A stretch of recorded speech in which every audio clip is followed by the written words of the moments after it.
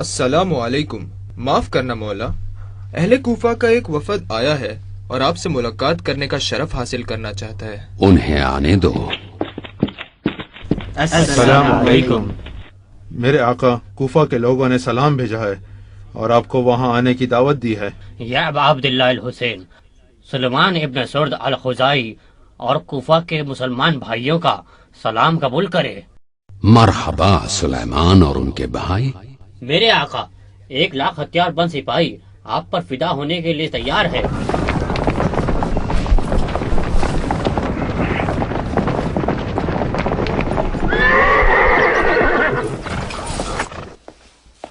ایک اور وفد دروازے پر منتظر ہے، وہ بھی ملاقات کرنے کی اجازت چاہتا ہے. انہیں خوش آمدید کہو کہ اندر تشریف لائیں.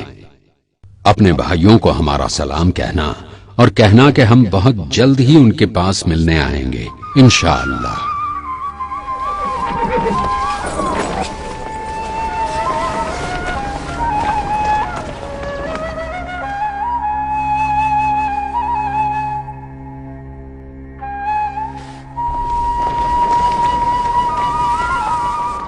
بیٹے علی اکبر، تمہارے پیچھے کیا رکھا ہے؟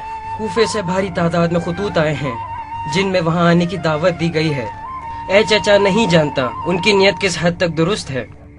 اس میں کوئی شک نہیں کہ وہ لوگ امام کو دوسروں سے زیادہ خلافت کا مستحق سمجھتے ہیں. لیکن یہ بتاؤ بیٹے علی کہ امام نے کیا فیصلہ کیا ہے؟ وہ کوفہ جائیں گے یا مکہ میں ہی قیام کریں گے؟ ابھی تک کچھ طے نہیں ہوا ہے. وہ کوفہ والوں کو پہلے پرکھنا چاہتے ہیں، اسی لیے وہ مسلم ابن عقیل کو اپنا قاصد بنا کر بھیج رہے ہیں تاکہ حقیقت کا صحیح اندازہ ہو جائے. ابو مالک، میرا یہ خط لے کر بصرہ میں مالک بن مسمع البقری، ابن قیس اور منذر ابن جرود کے پاس جاؤ اور ہمارا سلام کہو. میں خدمت کے لیے حاضر ہوں میرے مولا.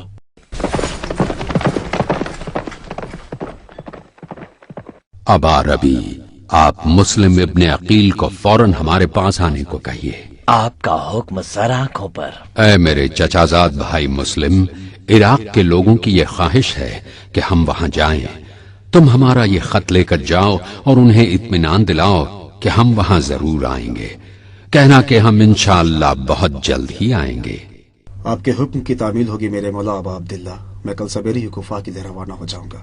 میں اللہ پر توکل کرتا ہوں. اپنے ساتھ ان لوگوں کو لے جاؤ جو راستہ بتائیں. پرہیزگاری اختیار کرو اور لوگوں کے ساتھ محبت سے پیش آؤ، اور مجھے بلانے پر لوگوں کو متفق پاؤ تو مجھے خبر دو. اللہ نے چاہا تو میں آپ کی امیدوں پر پورا اتروں گا. ٹھیک ہے، اللہ پر توکل کرو. خدا تمہارا سفر مبارک کرے.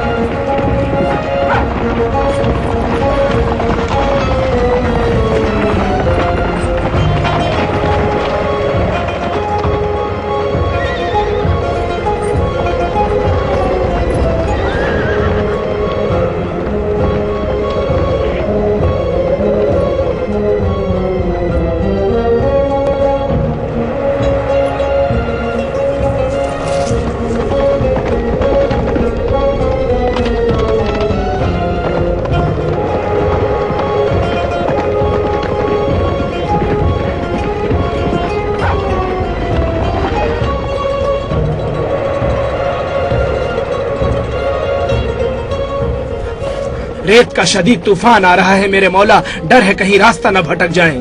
ٹھیک ہے، رات یہی رک جاتے ہیں. کل سے پھر سفر جاری رکھیں گے ہم. اچھا یہ بتاؤ تمہارا وہ ساتھی کہاں ہے؟ وہ کہیں نظر نہیں آ رہا. کہاں ہے وہ؟ خدا بہتر جانتا ہے کہ وہ کہاں گیا.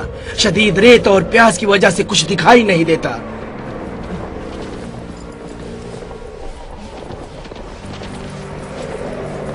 اچھا ادھر آؤ، اسے تلاش کرتے ہیں.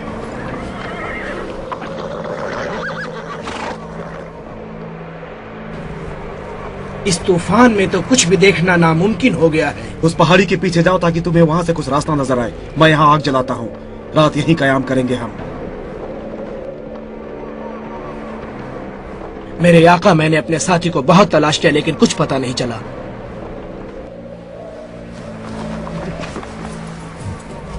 बड़ी कोशिशों के बावजूद वो नहीं मिले मेरे आका। इंशाअल्लाह कल सुबह मिल जाएंगे।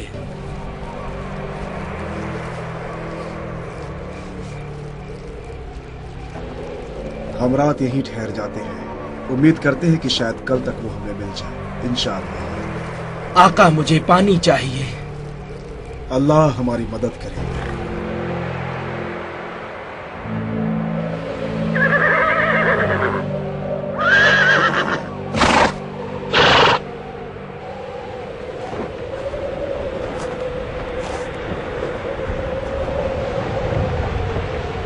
उठो अबा मुजाहिम, बहुत देर हो गई है, हमें फौरन निकलना चाहिए। प्यास की शिद्दत से मेरे होंठ सूख गए हैं, अब मैं सफर जारी नहीं रख सकता।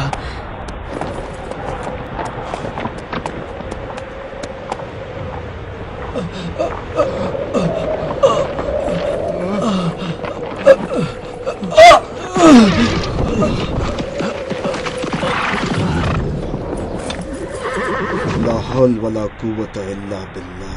तुम्हारा गम मेरे लिए नाकाबिले बर्दाश्त है अबा मुजाहिम। ऐ अल्लाह, इसे शहीदों और सादिकों में शामिल कर दे, बेशक तू सब कुछ देखने वाला है। या अल्लाह, मुझे एक दरख्त नजर आ रहा है, यकीनन वहाँ पानी भी मिल जाएगा। प्यास से तो नजात मिलेगी। तेरा शुक्र है मेरे परवरदिगार।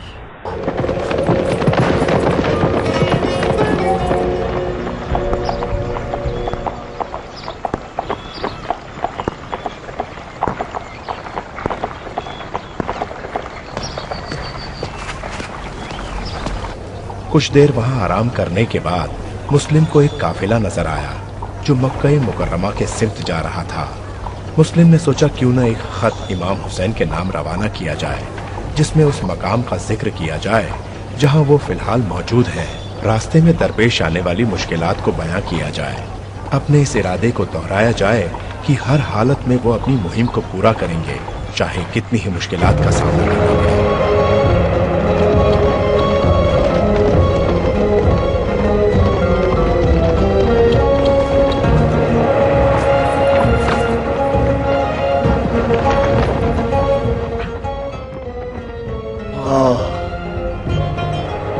या अल्लाह, ये कूफा है, हकीकतन कूफा है। आखिर कूफा पहुंच ही गया। अल्हम्दुलिल्लाह रब्बिल आलमीन। कूफा पहुंचकर मुस्लिम इब्ने अकील ने सुलेमान इब्ने सूरत अल खुजाई के घर कयाम किया। उन्होंने लोगों को इकट्ठा करने का काम शुरू किया। मक्का मुकर्रमा से इमाम हुसैन के आने का इंतजार करने वालों की तादाद बढ़ती ही गई। वो लोग इमाम की बैयत करने के लिए बेचैन थे। रफ्ता रफ्ता लोगों की तादाद तकरीबन 18,000 तक पहुंच गई। ऐ कूफा के लोगों, इंशाअल्लाह तुम्हारे इमाम आ रहे हैं। मैंने उन्हें लिखा है कि जल्द अज जल्द कूफा तशरीफ ले आए, ताकि आप लोगों को मजीद इंतजार का सामना ना करना पड़े। इस बड़े मजमे के बारे में आपकी क्या राय है मुस्लिम? अल्लाह का शुक्र है, ये एक अजीमुश शान इस्तिकबाल था। मुझे बिल्कुल तवक्को नहीं थी कि ऐसा होगा। मैं लोगों की वफादारी और खुलूस से पूरी तौर पर मुतमईन हूं, लिहाजा मैं लिखूंगा कि वो जल्द से जल्द तशरीफ ले आए। बिस्मिल्लाहिर्रहमानिर्रहीम। मुझे मालूम हुआ है कि 18,000 अहले कूफा आपका साथ देने के लिए तैयार हैं। लिहाजा इस खत के मिलते ही फौरन चल पड़े। सब लोग आपके साथ हैं और मुआविया की औलाद का साथ देने में किसी को कोई दिलचस्पी नहीं। बस सलाम। मुस्लिम की वजह से हमारे लिए सारा माहौल बिगड़ गया है, समझ में नहीं आता क्या करें। हाँ, बिल्कुल सच कह रहे हो। हमें फौरन हाकिम को खबर देनी चाहिए।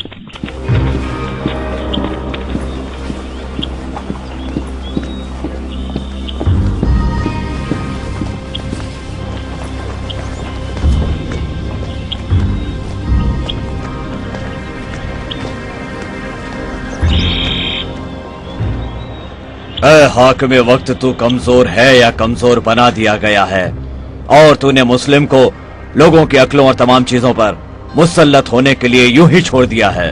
खामोश! मुझे इताअत में ज़ईफ होना मासियत में कवी होने से ज्यादा पसंद है। ए हज़रमें, ऐ मोहतरम हाकिम, یہ سارا معاملہ بغیر گیس و غضب، ظلم، ناانصافی اور خون خرابے کے قابو میں نہیں آنے والا، اور تم ہو جو کمزوروں کی طرح باتیں کر رہے ہو۔ اب کیا کرنا چاہیے؟ میں یہ ساری باتیں یزید ابن معاویہ کو لکھوں گا۔ عبداللہ حضرمی کی طرف سے خلیفہ یزید ابن معاویہ کے نام معلوم ہو کہ مسلم ابن عقیل کوفہ پہنچ چکے ہیں۔ انہوں نے حسین کے شیعوں کی بیعت بھی حاصل کر لی ہے۔ اس وقت کوفہ میں ایک طاقتور آدمی کی سخت ضرورت ہے، کیونکہ نعمان ایک کمزور شخص ہے جو صورتحال کو سنبھالنے میں ناکام ثابت ہوا ہے۔ یہ خط کوفہ سے عبداللہ حضرمی اور ان کے ساتھیوں کی طرف سے ہے۔ حضرمی؟ میرے آقا، ان سے کوئی نرمی نہ برتی جائے، ایک ایسی طاقتور فوج روانہ کرے جو انہیں سر اٹھانے سے پہلے ختم کر دے۔ ٹھیک کہا تم نے ابن عمیر، اہل کوفہ نے حسین کی بیعت کر لی اور ہم کوفہ والوں کی ان حرکتوں پر خاموش نہیں بیٹھ سکتے۔ یہ ضروری ہے کہ ہم کوئی سخت قدم اٹھائیں تاکہ مسلم اور اس کی ٹولی کا خاتمہ کر دیں۔ میرے آقا، اس انقلاب کو ناکام بنانے کا صرف یہی ایک راستہ ہے کہ اس کے خلاف کوئی سخت قدم اٹھایا جانا چاہیے۔ میرے مولا، میری رائے میں نعمان کی جگہ کسی ایسے شخص کو بھیجا جائے جو تشدد سے کام لے اور بے رحمی سے قتل عام کرے۔ اے شخص، تم نے بڑی اچھی بات کہی۔ ایک ایسے حاکم کو روانہ کرنا لازم ہو گیا ہے جو سنگدل ہو، جو قتل، غارت گری اور خوریزی کے علاوہ کچھ نہ جانتا ہو، اور جو سروں کو جسموں سے الگ کر کے کوفے کی گلیوں میں بکھیر دے، جس سے وہاں کے بچے ان سے کھیلیں۔ یزید ابن معاویہ کی جانب سے حاکم بصرہ عبید اللہ ابن زیاد کے نام ہمیں اطلاع ملی ہے کہ کوفہ کے لوگوں نے حسین ابن علی کی بیعت کر لی ہے۔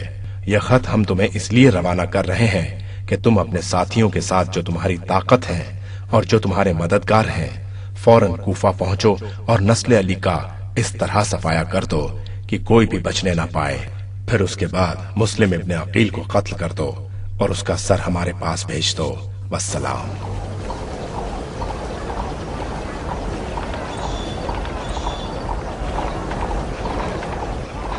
عبید اللہ ابن زیاد کوفہ جانے کے لیے تیار ہو گیا۔ اتنے میں منذر ابن جرود ایک شخص کو کہ جس کے ہاتھ بندھے تھے ساتھ لے کر آیا۔ یہ کون ہے ابن جرود اور کیا چاہتا ہے؟ میرے آقا، یہ حسین ابن علی کا قاصد ہے جو لوگوں کو حسین کا ساتھ دینے کے لیے کہہ رہا ہے۔ اور میرے مولا عبید اللہ ابن زیاد، یہ خط جو آپ کے ہاتھوں میں ہے، یہ خط بھی ہمیں اسی کے پاس سے ملا ہے۔ حسین ابن علی کی جانب سے تمام مومنین کے نام۔ اللہ نے محمد کو ساری خلقت کے لیے پیغمبر بنایا، انہیں رسالت بخشی اور نبوت سے مکرم کیا، پھر انہیں اپنی بارگاہ میں واپس لے لیا۔ انہوں نے لوگوں کو نصیحتیں کی اور رب کی رسالت کی تبلیغ کی۔ اہل بیت رسول پیغمبر کے بعد ان کا مقام حاصل کرنے کے سب سے زیادہ مستحق ہے۔ ایک قوم ہم پر مسلط ہو گئی اور ہم نے فتنے سے بچنے کے لیے خاموشی اختیار کی تھی۔ ہم یہ خط تمہارے نام بھیج رہے ہیں اور ساتھ ہی ساتھ تمہیں اللہ کی کتاب اور رسول کی سنت کی طرف دعوت دے رہے ہیں۔ اگر تم نے ہماری بات سن لی اور اس پر عمل کیا تو اس میں تمہاری ہی فلاح پوشیدہ ہے۔ والسلام۔ یہ سب کیا ہے؟ کیا ہے یہ سب؟ اسے لے جاؤ اور اس کا سر قلم کر ڈالو۔ آپ کا حکم سراخوں پر میرے آقا۔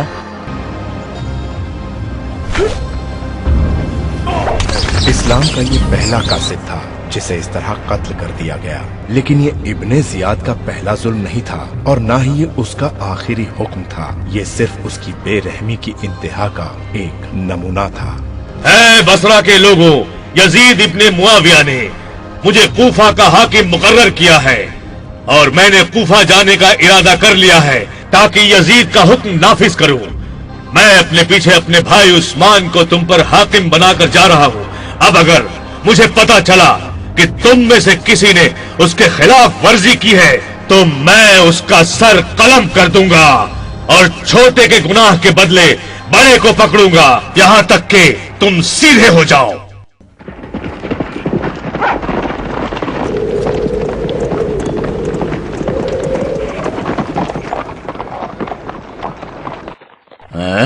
یہ بڑی عجیب بات ہے، لیکن یہ لوگ کون ہیں؟ میرا خیال ہے یہ امام حسین ابن علی ہوں گے۔ چلو مسلم ابن عقیل اور ان کے ساتھیوں کو خبر دیں۔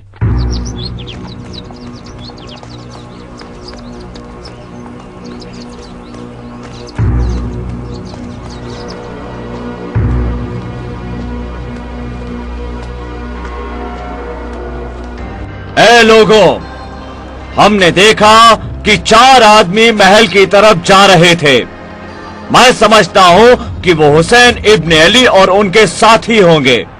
हमें उन लोगों के पास जाना चाहिए और उनसे बात करनी चाहिए। इस बारे में तुम लोगों की क्या राय है? ऐसा होना तो मुमकिन नहीं है। इमाम अलैहिस्सलाम हाकिम के महल की तरफ नहीं जाएंगे और ये भी मुमकिन नहीं है कि वो वहाँ कयाम करें। चलो ए लोगों, सारे मामले की तफ्तीश करें। खबरदार खबरदार है लोगों, उबैदुल्लाह इब्न जियाद को नुमान इब्न बशीर की जगह हाकिम बना दिया। ये तुम क्या कह रहे हो? किसने उसे हाकिम बनाया है? यजीद बिन मुआविया ने उसे कूफे का हाकिम बनाया है, क्योंकि वो एक संगील आदमी है। ऐ कूफा के लोगों, कल मस्जिद में जमा हो जाओ, मुझे तुमसे खिताब करना है। ऐ कूफे वालों, मैं तुम्हें खबरदार करता हूँ कि हुकूमत से गद्दारी करने वालों के लिए मेरी तलवार हर वक्त तैयार है। अगर किसी ने भी ऐसा किया तो मैं उसका बड़ी सख्ती से जवाब दूंगा। लिहाजा तुम में से हर एक पर यह वाजिब है कि मुझे हर उस आदमी की खबर देते रहे जो यजीद इब्ने मुआविया की मुखालिफत करता हो और शहर में साजिश फैलाने की कोशिश कर रहा हो। अगर किसी ने हमारा हुक्म नहीं माना तो उसकी जान और उसका माल हम पर हलाल है। अबा मसूद, हालात कैसे हैं? अब हमें क्या करना चाहिए? मेरी राय है कि आप हानी इब्ने उर्वा के घर मुंतकिल हो जाएं और लोगों की नजरों से दूर ही रहें, क्योंकि सूरत हाल बहुत खतरनाक हो चुकी है। हाँ अबा मसूद, तुम ठीक कह रहे हो। मैं इंशाअल्लाह कल ही हानी इब्ने उर्वा के घर मुंतकिल हो जाऊंगा और वहीं कयाम करूंगा। जो भी अजनबी कूफा में दाखिल होते हैं उन सब के नाम लिखकर मुझे दो और उनसे शहर में आने की वजह पूछो। अगर ऐसा नहीं किया तो उसकी सख्त सजा मिलेगी। पहरेदार, कूफा के सारे बड़े लोगों को दावत दो कि कल रात का खाना वो हमारे साथ खाएं। हानी और शुरैक इब्ने आवर को दावत देना न भूलना। आपका हुक्म सराखों पर आका।